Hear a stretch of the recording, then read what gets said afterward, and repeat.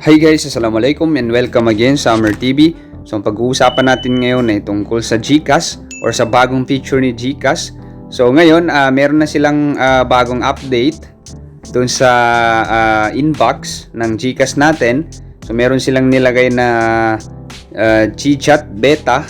So ituturo ko sa inyo kung paano siya enable or reactivate para magamit natin sa ating GCash account or GCash application. Okay, so first, i-open natin itong ating GCash account. So, ayan.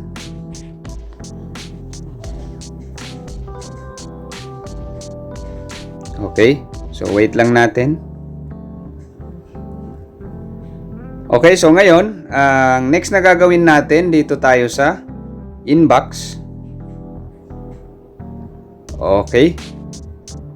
So, as you can see, ayan, meron ng GChat na dinagdag si GCash.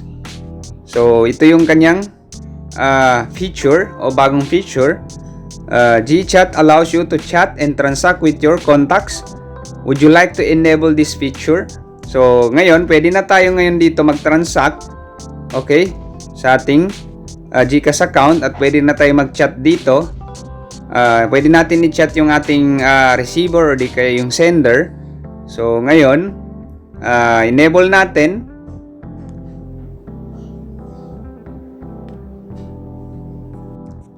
Okay, so enable natin.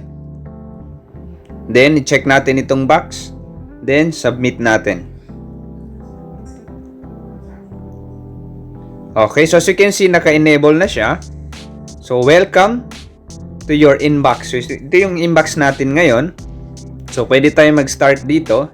Start chat. So meron na tayong chat box. So pwede na tayo makipag-chat ngayon doon sa ating sender or di kaya receiver sa ating GCash account.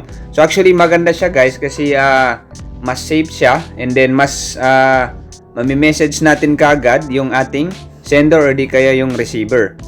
Okay? So start chat. Okay? So wait lang natin.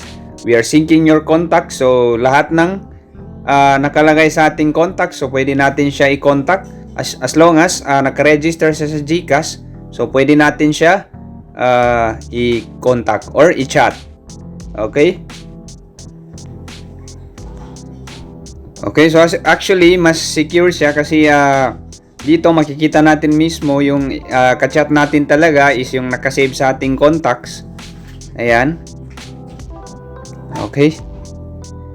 So check natin ito. Try natin. Okay, so ayan. So looks like you cannot chat with this user. So ibig sabihin wala pa tayong chat nito sa user na ito. Okay? So here's the reason why this could be. So the contacts does not have a GCash account, or di kaya yung ating GCash ay nasa overseas or overseas user nasa ibang bansa. Okay, and then next yung hindi pa verified yung kanyang GCash account. So ito yung mga reasons. Okay, so hindi pa tayo mutual contacts with this contact. Okay. So, pipili lang tayo dito. So, kapag meron na tayong chat box, so pwede na tayo mag-chat sa kanila or sa specific na user or di kaya sender and receiver ng ating GCash account. Okay?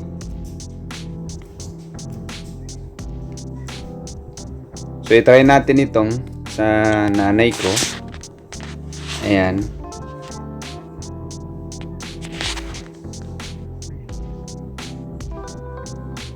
Okay, so wait lang natin. So ayan, as you can see, pwede na tayo mag-chat sa kanya dito.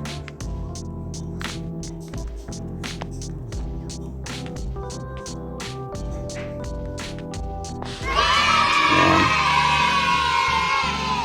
Okay, so ayan, as you can see, nakasend na tayo ngayon ng message. So kapag ginopy niya yung GCash account niya, so marireceive niya yung ating message or chat. Okay?